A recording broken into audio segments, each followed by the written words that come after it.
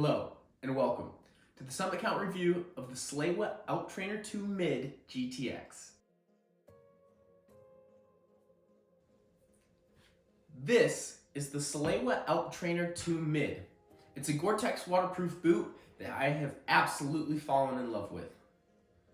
Like a few other boots and shoes that I've done reviews on, I've had a few pairs of these, and I've compiled a list of likes and dislikes as well as some general information about these boots that I'd like to share with you.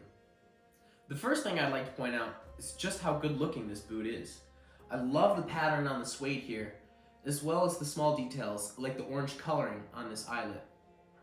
I think it's just an incredibly sharp looking boot, especially when it's brand new. The next thing I'd like to talk about is weight. This boot weighs in at 552 grams or 19.5 ounces for a single US 9 boot, making the pair around 2.5 pounds, which for a boot like this is pretty average. This is a fully waterproof boot. It's waterproof to about here. Salewa used Gore-Tex for this boot. Gore-Tex is known to be one of the most breathable waterproofing membranes on the market. It's important that the boot is a bit breathable because we don't want an excess buildup of moisture. Excess moisture can cause blistering and saturated socks, which is no fun, especially if you're in the wilderness for a few days. For the folks that care about heel to toe drop, this boot has an 8mm drop. Salewa was really striving to create a comfortable boot when they designed this. One thing that they did exceptionally well was creating the flex collar here. This allows mobility through the ankle while still leaving you feeling protected and secure throughout the entire cuff.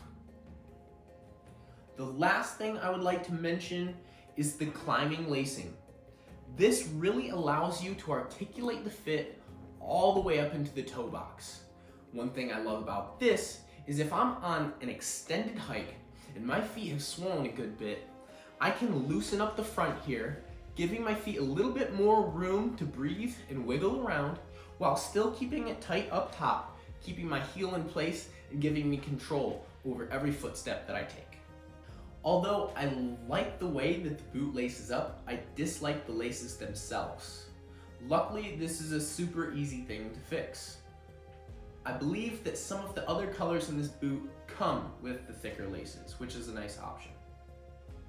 If you keep the thin lacing, you should know it's quite easy to catch the lacing in the opposite boot's lace hook. It's rare, but can happen when hiking in tight spaces.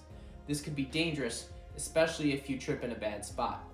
You can see with my other boots, it's almost impossible to catch it without actually forcing the lace into the hook.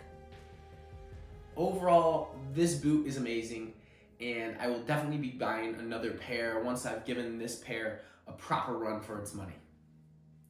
If you've had experience with this boot, I would love to hear your thoughts in the comments below. Thank you for watching. We'll see you in the next one.